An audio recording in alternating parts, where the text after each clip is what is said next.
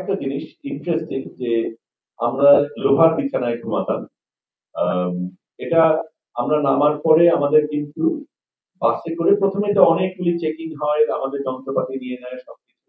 আহ, তারপরে আহ, আইনজীবী ভাগ্যিস আমরা প্রস্তুতি নিয়েছিলাম, আইনজীবী আমাদের আমাদের প্রথম সই করার সময় একটা ডকুমেন্ট সই করতে হয়, সেই ডকুমেন্টে লেখা যে আমি অবৈধভাবে ঢুকেছি। আমরা আগেই সিদ্ধান্ত নিয়েছিলাম এই নীতিতে আমরা সই করবো, কারণ আমরা তো অবৈধভাবে যাইনি, আমরা আন্তর্জাতিক পানিতে ছিলাম এবং এই অবরোধটা অবৈধ, কাজে আমরা নিজেদের অবরোধ অবৈধ বলবো কেন।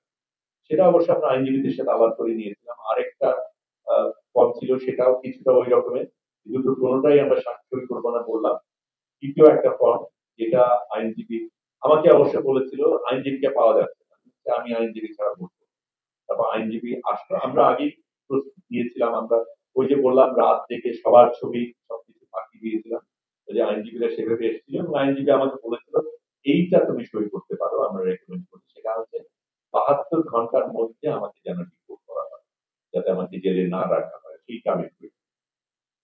তো সেই জায়গাটা হওয়ার পরে আমাদের অনেকগুলি ধাপের পরে আমাদের একটা বাসে উঠানো হয়।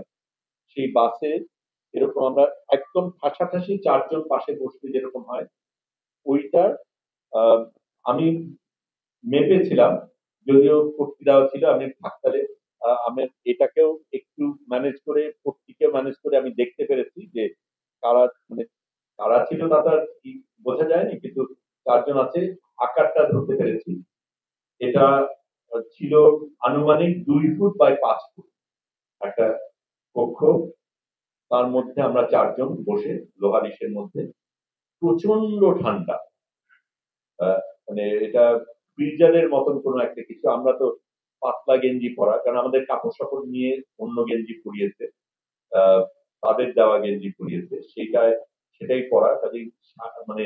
এবং 2 ঘন্টার মতন আমরা যাত্রা করি, পরে আমরা জানতে পারি যে ওদের সবচাইতে টপ সিকিউরিটি জেল একদম আহ মরুভূমির মাঝখানে একটা জেল আছে, সেইটাতে আমাদের রাখা হয়েছে। আহ, তারপরে আমরা অবশ্য আগে সিদ্ধান্ত নিয়েছিলাম আমরা হাঙ্গার স্ট্রাইক করবো, আমরা খাইনি, কিন্তু সকলের শরীর তো একই রকমের না, কারো কারো প্রয়োজন ছিল। এই 2.5 দিন আমরা যেখানে ওখানে ছিলাম, জেলে ছিলাম, সেই সময় 1 প্লেট খাবার দেওয়া হয়েছে, যারা খেয়েছে তাদের। আমরা